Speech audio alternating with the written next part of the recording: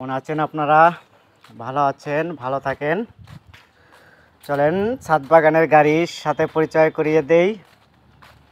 এটা একটা ভাঙা চেয়ারের অংশ, ভিতরে চলন্ত চাকা। আপনি যে কোনো গাছ, যে কোনো ভারী জিনিস এটার উপর উঠিয়ে আপনি চালিয়ে নিয়ে যেতে পারবেন এক হাত দিয়ে। এতে তেমন কোনো শক্তি প্রয়োগ করা লাগবে না। এটা একটা খাজুর গাছ। ওর পাত্র পরিবর্তন করতে হবে, ওকে অন্য পাত্র দিতে হবে। ওর মাটি শিকড়ে ভরে গেছে এবং শিকড় নিচ দিয়ে বেরো হয়ে গেছে। দানা থেকে তৈরি গাছটা। জানি না কি হয়, পুরুষ না স্ত্রী গাছ হয় বলা যায় না, বলা কঠিন। যদি পুরুষ গাছ হয় তাহলে ওকে রস খাবো, আর যদি স্ত্রী গাছ হয় তাহলে তো খেজুর খেতে পারবো। চলেন এটাকে নিয়ে যাওয়া যাক। রাস্তা খুব সরু, সাবধানে যেতে হবে। চারপাশে গাছ, আপনি হালকা একটু টান দিলেই গাছটা চলে আসবে এবং যেদিকে মোড় দিবেন সেদিকেও ঘুরে যাবে। পুরো বাগান বয়ে ওকে ওই কর্নারের স্থানে দেব, ওখানে ওকে নিতে হবে, ওখানে ওকে নতুন পাত্র দেব। অতএব ওকে নেওয়া যাক।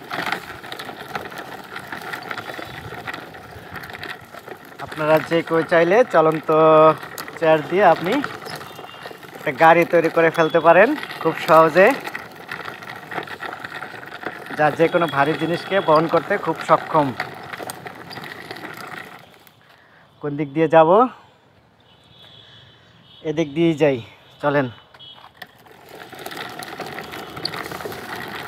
এরকম একটা ভারী জিনিস এখানে আনা অনেক কষ্টকর ছিল। চেয়ারটা না থাকলে হয়তো আনাটা অনেক ঝামেলা হয়ে যেত।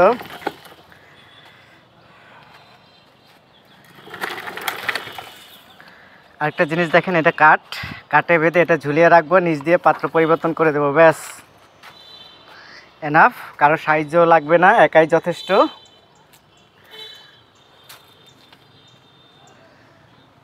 দারুণ গাড়ি।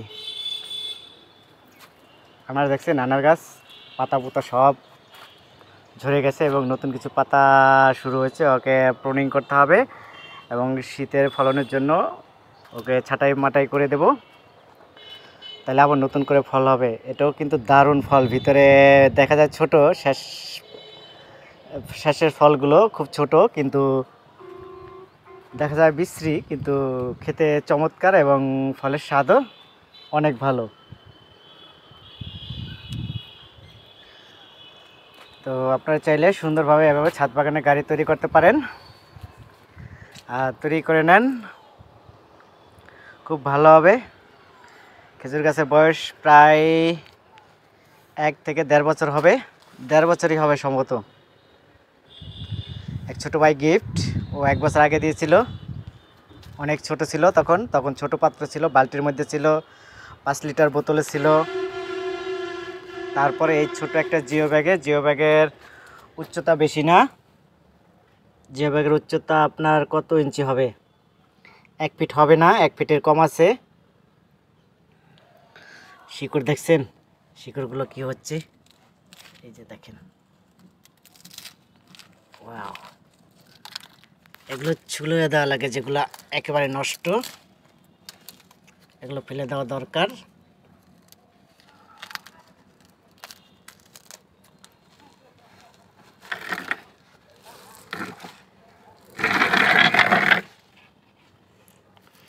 আর খেজুর গাছ সবসময় সাবধানে লাড়বেন, আপনার এটা কাটা থাকে, যে কোনো কাটার আঘাতে আপনার ক্ষতিগ্রস্ত হতে পারে। ওকে যখন মাটি দেব তখন এই পর্যন্ত ভরে দেব, শিকড় ঢেকে দেব, তাহলে ও দুমদুমে আরও বেড়ে যাবে। এবং যদি স্ত্রী গাছ হয় তাহলে হয়তো সামনের বছরই ফলন পাবো, আশা আছে। কারণ যেভাবে ও বাড়তেছে সামনের বছর ফলন দিতে পারবে। আর শিকড়গুলো দেখেন কি অবস্থা, গাছের গোড়াটা নিচটা দেখাই,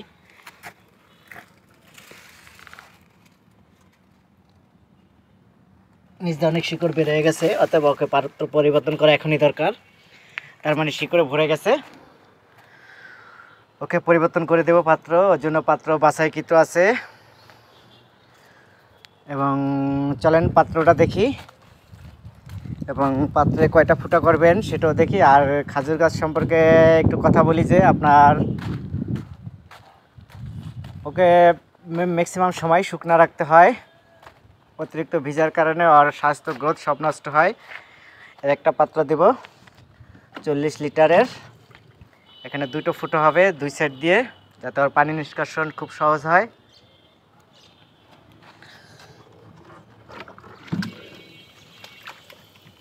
এবং এটার মধ্যেও বড় হবে।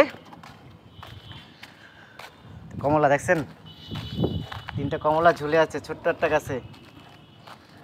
দারুণ লাগে, অসাধারণ লাগে। এটার নাম আছে, নাম পড়লে দাঁত ভেঙে যাবে, পরে পড়বো, অন্যদিন দেখাবো। এটাও কমলা ঝুলছে। আর ছোট্টটা গাছ দেখেন কি পরিমাণ কমলা ঝুলছে, প্রচুর পরিমাণে। কিছু ঝরে গেছে এখনো, ওই যে এটা ঝরে যাবে, এটা কালার ভালো না, ছিঁড়ে ফেললাম, এটা ঝরে যাবে। যখন মাটি পরিবর্তন করব অবশ্যই ভিডিও দেখাবো, ভিডিও দেখতে পারবেন এবং মাটি তৈরির ভিডিওটা দেখতে পারবেন। মাটি পরিবর্তনের আগে আপনার নিচে কি দেওয়া হবে সেটাও দেখতে পারবেন খুব সুন্দরভাবে। সবাইকে দেখাবো। ধন্যবাদ সবাইকে। যদি ভালো লাগে চ্যানেলটা সাবস্ক্রাইব করেন, খুশি হব। ভালো থাকেন।